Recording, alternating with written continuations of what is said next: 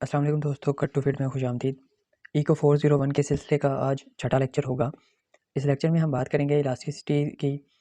इसके अलावा हम बात करेंगे इलास्टिसिटी की टाइप्स की, arc elasticity, point elasticity, cross price elasticity की। इस लेक्चर की गहराई में पहुंचने से पहले आपसे रिक्वेस्ट है कि चैनल को सब्सक्राइब कर दें और बेल आइकन को दबा दें ताकि नए आने वाली वीडियोज़ आपको बर वक्त मिलती रहे। शुरू करते हैं आज की वीडियो। इस लेक्चर के स्टार्ट में ही आपको बता दूं कि ये लेक्चर सब्जेक्टिवली मतलब इंशाइया सवालात के लिए बहुत अहम है और इसमें से ऑब्जेक्टिव क्वेश्चंस भी बहुत ज़्यादा बनते हैं। तो कुल मिला के इंतहाई अहम लेक्चर है ये। सबसे पहले एमसीक्यूज़ हैं कुछ। Good text imposed by the government on the products is one for which either demand is in elastic और सप्लाई इज़ इन इलास्टिक। मतलब उन चीज़ों पर गवर्नमेंट टैक्स लगाएगी या ज़्यादा टैक्स लगाएगी जो कि इन इलास्टिक होंगी, या उनकी डिमांड इन इलास्टिक होगी या सप्लाई भी इन इलास्टिक हो। उसके अलावा है, अगर गवर्नमेंट कंज्यूमर पर टैक्स बर्डन डालना चाहती है तो लो प्राइस इलास्टिसिटी डिमांड पर टैक्स लगाएगी, मतलब उस प्रोडक्ट पर टैक्स लगाएगी जिसकी प्राइस इलास्टिसिटी लो है और डिमांड के हवाले से है। और अगर सप्लायर पर या प्रोड्यूसर्स पर टैक्स लगाना चाहती है तो गवर्नमेंट टैक्स किस चीज़ पर लगाएगी, कौन सी चीज़ पर? The product with low price elasticity of supply, जिसकी सप्लाई की इलास्टिसिटी लो होगी, अगर उस पर टैक्स लगाएगी तो टैक्स बर्डन किस पे आएगा? प्रोड्यूसर पे। और अगर डिमांड की होगी तो बर्डन किस पे आएगा? कंज्यूमर पर। क्यों? क्योंकि कंज्यूमर डिमांड करते हैं और प्रोड्यूसर सप्लाई करते हैं। उसके बाद है इलास्टिसिटी की तारीफ। इलास्टिसिटी की तारीफ ये है कि एक चीज़ की वजह से दूसरी चीज़ में कितना परसेंटेज चेंज आया, ये इलास्टिसिटी कहलाता है। It is the relative response of one variable to change in another variable. The phrase relative response is best interpreted by the percentage change. तो यही है कि अगर एक वेरिएबल है उसकी वजह से चेंज आया और दूसरे वेरिएबल में कितना परसेंटेज चेंज आया, ये इलास्टिसिटी कहलाता है। इंतहाई अहम तारीफ है ये। उसके अलावा इसकी जो टाइप्स हैं वो ये हैं। Price elasticity of demand. अब प्राइस इलास्टिसिटी ऑफ डिमांड क्या होती है? प्राइस इलास्टिसिटी ऑफ डिमांड ये है, is the percentage change in quantity demanded with respect to percentage change in price. मतलब जितनी प्राइस चेंज होगी उसके हिसाब से जो क्वांटिटी डिमांड है वो कितनी चेंज होगी, ये इलास्टिसिटी बताएगी हमें। और इसका फार्मूला जो है वो ये है, P D percentage change elasticity में ये है। और मतलब जो क्वांटिटी है हमेशा वो ऊपर आएगी इलास्टिसिटी मेजर करने के लिए, और जो प्राइस है वो नीचे आएगी। सादी सी बात है। अब प्राइस इलास्टिसिटी ऑफ डिमांड की बात कर रहे हैं तो जो percentage change in quantity demanded, price की वजह से क्वांटिटी डिमांडेड में ही फ़र्क आएगा और नीचे प्राइस आएगी। उसके बाद ये जो एप्सिलॉन है ये एक तरह से कांस्टेंट है इलास्टिसिटी के हवाले से। ये आगे इसने एक मिसाल दी है, तो मिसाल ये मैं नहीं करवा रहा, इंतहाई सादा सी है, जाहिर सी बात है, ऊपर क्वांटिटी आएगी नीचे प्राइस आएगी, जवाब हो जाएगा। उसके बाद है price elasticity of supply. Same तारीफ है, बस जहाँ पे डिमांड का लफ्ज़ था उसको रिप्लेस करके सप्लाई का लफ्ज़ लिखा है। फार्मूला भी यही है, क्वांटिटी वहाँ पे डिमांड था, यहाँ पे क्वांटिटी सप्लाइड है और नीचे प्राइस है। आगे है इनकम इलास्टिसिटी ऑफ डिमांड। अब income elasticity of demand is the percentage change in quantity demanded with respect to the percentage change of income. वहाँ पे प्राइस के हिसाब से डिमांड चेंज हो रही थी, यहाँ पे इनकम के हिसाब से डिमांड चेंज हो रही है, बस। और इसका फार्मूला ये है, quantity demanded over percentage change इन इनकम। क्वांटिटी हमेशा ऊपर आएगी और अगर इनकम इलास्टिसिटी है तो नीचे इनकम आएगी, प्राइस है तो नीचे प्राइस आएगी, क्वांटिटी हमेशा ऊपर आएगी। उसके बाद है cross price elasticity. Cross price elasticity ये होता है, क्रॉस मतलब दो चीज़ों का मुवाजना करवा रही होती है कि एक चीज़ ए को वेरी करने के बाद जो बी में चेंज आएगा उसको क्रॉस प्राइस इलास्टिसिटी कहते हैं। तो percentage change in demand for good A और percentage change in price of good B, मतलब ए चीज़ की डिमांड चेंज होगी कितनी अगर बी की प्राइस चेंज हो तो। उसके बाद है why we use percentage change rather than absolute change in elasticity. मतलब हम परसेंटेज चेंज क्यों इस्तेमाल करते हैं? सबसे पहली बात तो ये है कि जो हमारे पास जवाब आता है वो यूनिट फ्री होता है, परसेंटेज में आता है। इसका मतलब ये है कि देखें, जैसे जो प्राइस है उसका यूनिट क्या है? RS है, रुपीज़ है या डॉलर है। और जो क्वांटिटी है उसका यूनिट क्या है? उसका यूनिट यूनिट ही है, यानी 1 अदद, 2 अदद, 50 अदद। तो ये तो इनमें बड़ा फ़र्क हो जाएगा। अगर हम परसेंटेज लगाने से हम ये कहेंगे कि 20% प्राइस बढ़ने से 50% क्वांटिटी बढ़ गई, तो ये देखें यूनिट फ्री हो गया। और दूसरा ये होगा कि हमें ये पता चलेगा कि एक चीज़ के बढ़ने से दूसरा कितना बढ़ा। या जैसे मैंने बताया 10% प्राइस बढ़ने से 50% क्वांटिटी बढ़ गई, तो हमें पता कि 50% क्वांटिटी बढ़ी, तो हमें इससे साइज़ का अंदाज़ा हो जाता है कि कितना इफेक्ट आया है। It also help us define because हाँ, यही है कि कितना चेंज आया है। ये जो हाईलाइट किया है मैंने, ये इंतहाई अहम है, एमसीक्यूज़ के हवाले से बार बार पूछे गए हैं। कहता है कि स्लोप ओ and elasticity of demand have an inverse relationship. पहला एमसीक्यूज़ हो गया। When slope is high elasticity of demand is low and vice versa. जब स्लोप ज़्यादा होगा तो इलास्टिसिटी हाई होगी, स्लोप ज़्यादा होगा तो इलास्टिसिटी कम होगी, यानी इनवर्स रिलेशन है इनमें। अच्छा, आगे है when slope of demand curve is infinity elasticity zero. जब स्लोप ज़्यादा से ज़्यादा होगा, इन्फिनिट होगा, तो इलास्टिसिटी ज़ीरो होगी, और इसको क्या कहेंगे, perfectly in elastic demand. And when the slope of demand curve is zero, जब ज़ीरो होगा तो इलास्टिसिटी कितनी होगी, इन्फिनाइट। ज़ीरो और इन्फिनाइट एक दूसरे के मुखालिफ है, और इसको फिर क्या कहेंगे, परफेक्टली इलास्टिक डिमांड। इसके अलावा तीसरी चीज़ है यूनिट इलास्टिसिटी। यूनिट इलास्टिसिटी नाम से जाहिर है कि एक, मतलब जितना चेंज प्राइस में आए उतना ही चेंज क्वांटिटी में आए। 100% प्राइस बढ़ी, क्वांटिटी भी 100% बढ़ी, तो कितना चेंज हुआ, यूनिट। 50% प्राइस बढ़ी, 50% ही क्वांटिटी बढ़ी, तो कितना हुआ, यूनिट इलास्टिसिटी हुई। उसके बाद कह रहा है, a unit elastic demand curve plots as a rectangular hyperbola. बहुत बार पूछा गया है। देखिए हमारे सामने ये डिमांड कर्व है, सॉरी, ये जो है ये डिमांड कर्व है, और डिमांड कर्व में देखें दो प्राइस ली है और दो क्वांटिटी ली है इलास्टिक डिमांड में। क्योंकि हमने पढ़ा इलास्टिसिटी क्या होती है कि प्राइस में चेंज हो तो क्वांटिटी में क्या चेंज होगा, यही पढ़ा है ना इलास्टिसिटी का। तो इलास्टिसिटी ये है, देखिए एक प्राइस पहले P2 थी, प्राइस में चेंज हुआ ये P2 से P1 के दरमियान, ये थोड़ा सा चेंज है, नज़र भी आ रहा है। और अब इस प्राइस के ज़ेरे असर ये जो क्वांटिटी है, ये देखिए ये कितनी ज़्यादा चेंज हो गई, तो ये बहुत ज़्यादा चेंज हो गई। ठीक है, तो इलास्टिक डिमांड में ऐसे ही होता है। अब ये तो हो गया प्राइस का और क्वांटिटी का रिलेशन, मतलब प्राइस के थोड़ा सा बढ़ने से क्वांटिटी बहुत ज़्यादा बढ़ी। अब इस पे टोटल रेवेन्यू का क्या असर होगा।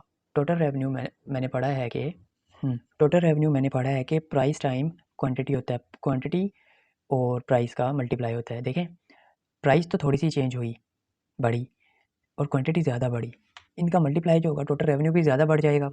तो ये होता है इलास्टिक डिमांड में। इसके मुखालिफ है इन इलास्टिक डिमांड कर्व। इसमें ये होता है कि जो प्राइस है देखें वो ज़्यादा बढ़ी है, और जो क्वांटिटी है वो कम बढ़ी है। अगर मैं बढ़ी का लफ्ज़ ख़त्म करके तब चेंज कर दूँ या तब्दीली कर दूँ, तो देखें प्राइस में ज़्यादा तब्दीली आई है, जबकि क्वांटिटी में थोड़ी आई है। ठीक है, अब जो इसका टोटल रेवेन्यू होगा वो भी आप खुद निकाल सकते हैं, TR is equal to P multiply by Q। तो ये है in elastic demand curve.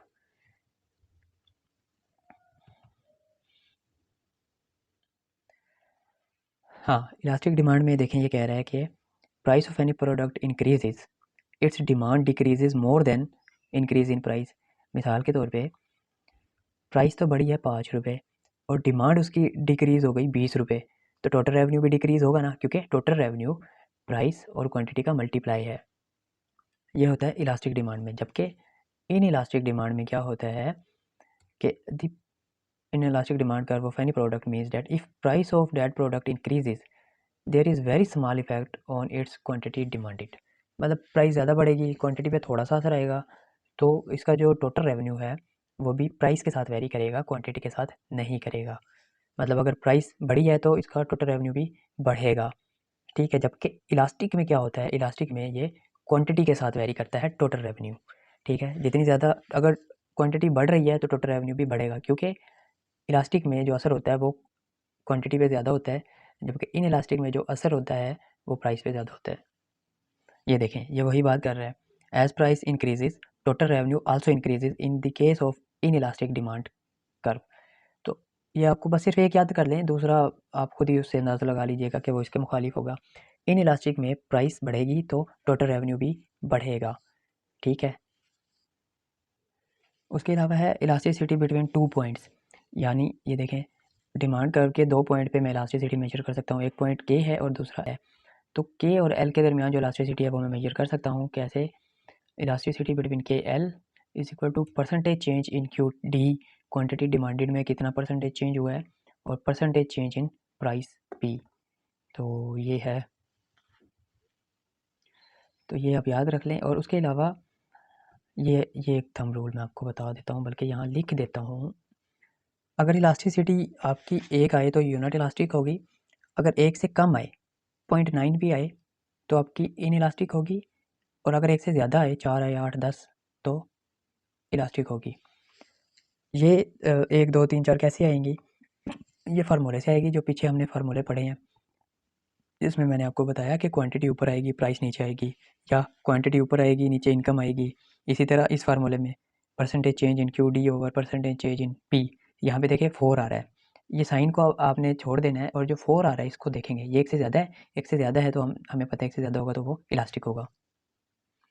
Arc elasticity measure the average elasticity between 2 points on the demand curve. The formula is simply change in quantity over change in price, बिल्कुल वही formula जो शुरू में पढ़ते आ रहे, multiply by average price over average quantity. तो ये arc elasticity है, और आर्क इलास्टिसिटी ही एवरेज बता रही होती है। आर्क इलास्टिसिटी के सवाल भी आ सकते हैं पेपर में, ये इंतहाई अहम है आर्क इलास्टिसिटी। ये इंतहाई सादा है, ये देखें इसका पहला हिस्सा change in quantity over change in price तो आपको समझ आ गया होगा, ये बिल्कुल सादा वही है। Average price over average quantity, इसमें 2 आपको प्राइस दी होगी, तो 2 प्राइस डिवाइडेड बाय 2, जो भी प्राइस आपको वैल्यू दी है, और इसी तरह क्वांटिटी भी 2 होंगी, ठीक है। तो उनको 2 क्वांटिटीज़ को 2 से डिवाइड कर देना है, तो जो जवाब आए प्राइस ऊपर रखनी है, क्वांटिटी नीचे रखनी है, और चलो जी। उसके बाद है point elasticity. Point elasticity is used when change in price is very small, the 2 points between which elasticity is being measured essentially collapse on each other. अच्छा, ये पॉइंट इलास्टिसिटी जो है ना, 2 पॉइंट्स के दरमियान बता रही होती है, और इसमें डेरिवेटिव लिया जाता है। डेरिवेटिव आपको आता ही होगा, डेरिवेटिव पावर रूल के ज़रिए से ले लें, बहुत आसान है। इसका मैं डेरिवेटिव लेके आपको आगे बता भी दूंगा। जो डेरिवेटिव आएगा उसको मल्टीप्लाई करना है पी और क्यू को, पी को क्यू से तकसीम करने के बाद जो जवाब आए उसको मल्टीप्लाई करना है डेरिवेटिव वाले के साथ। इसकी मिसाल आगे है, वो मैं आपको करवा दूंगा। ये देखें, ये आ गई वो मिसाल जो मैं कह रहा था करवा दूंगा। इसमें क्या करना है, सबसे पहले मैंने डेरिवेटिव लेना है। डेरिवेटिव इसका क्या आएगा, इस इक्वेशन का पावर रूल का पढ़ा ही होगा डेरिवेटिव में आप लोगों ने। जैसे यहाँ पे पी की 2 है तो 2 को शुरू में ले आएंगे, और 2 में से 1 नफ़ी करेंगे तो पी की 1 रह जाएगा, 1 हम लिखते नहीं हैं। यहाँ पे पी की 1 है, 1 जब 15 से मल्टीप्लाई होगा तो 15 ही आ जाएगा, और 1 में से 1 चला गया 0 तो 15 रह जाएगा, और कांस्टेंट का हमेशा डेरिवेटिव 0 होता है तो यहाँ पे 0 आ जाएगा। ये देखें, ये टेबल इंतहाई अहम है, पेपर में आया है 5-5 नंबर का, तो ये आप याद कर लें। याद इसमें कुछ भी नहीं करना, पी की वैल्यू दी है, ठीक है, और यहाँ पे 60 कांस्टेंट दिया है, -15 की वैल्यू वही जो इक्वेशन थी, पी स्क्वायर दिया है, और ये क्वाड्रेटिक इक्वेशन आ गई है। बिल्कुल सिंपल ही है, मतलब 60 का हमेशा 0 हो जाएगा। -15 पी की जगह पी की वैल्यू पहले मैं डालूंगा, पी की वैल्यू यहाँ पे 0 है, 60 नफ़ी 15 ज़रब 0, क्योंकि पी की वैल्यू 0 है पहले इसमें देखें, और प्लस पी स्क्वायर 0 की वैल्यू करूँगा तो ये 60 का 60 ही रह जाएगा, ठीक है। और दूसरे में मैं अगर बात करूँ इस दूसरे वाले की, तो दूसरे में देखें पी की वैल्यू कितनी है, 1, ठीक है, जबकि 60 कांस्टेंट है, यहाँ 15 आ जाएगा। क्यों 15, जब 1 से खाएगा मल्टीप्लाई तो माइनस का 15 ही आ जाएगा। पी स्क्वायर, क्योंकि पी की वैल्यू 1 है, 1 का स्क्वायर लोगे तो 1 ही आएगा। अब 60 में से माइनस का 15 करें तो 46 बचेगा, 60 और 45 बचेगा, जमा 1 ये वाला पी, 46 हो जाएगा। इसी तरह से आ गया, पी की कीमत 2 है, 60 कांस्टेंट है, इसमें कुछ भी नहीं है, सिर्फ इस इक्वेशन में आपने पी की वैल्यू डालनी है और आपके पास क्यू डी आ जाएगा, बस बात ख़त्म। अब ये देखिए, ये इसका डेरिवेटिव लिया हुआ है इक्वेशन का, कांस्टेंट का डेरिवेटिव 0 हो गया, 15 पी -15 रह जाएगा, और ये पावर रूल के ज़रिए पी 2p था, पी की स्क्वायर था तो 2 स्टार्ट में आ जाएगा, 2 में से 1 गया 1, तो पी की पावर 1 है, 1 हम लिखते नहीं हैं। उसके बाद पी की वैल्यू 3 डाल दे, 5 जो भी वो दे वो पुट करें, यहाँ पे आपको d/dq/dt आ जाएगा। क्यू डी आ गया आपके पास 24, जब पी की वैल्यू 3 थी तो क्यू डी आपके पास ये आ गया। तो फार्मूला हमने अब इस्तेमाल करना है -9, ये -9 जो आया है ये पूरा आया है डी क्यू और डी पी का, इसको मल्टीप्लाई करना है हमने पी से, पी कितना था 3 था, और क्यू की वैल्यू कितनी आई थी यहाँ पे 24। तो इसके बाद ये आ गया -1.125। यहाँ पे आपने मुझे बताना है कि ये जो वैल्यू है -125, ये इलास्टिसिटी आई है, पॉइंट इलास्टिसिटी इलास्टिक है, इन इलास्टिक है या यूनिट इलास्टिक है, ये आपका काम है, कमेंट में मुझे ज़रूर बताइएगा। तो ये था लेक्चर नंबर 6। अगर ये वीडियो आपको पसंद आई है तो लाइक कीजिए और चैनल को सब्सक्राइब कीजिए। मिलते हैं अगली वीडियो में, तब तक अल्लाह हाफिज़।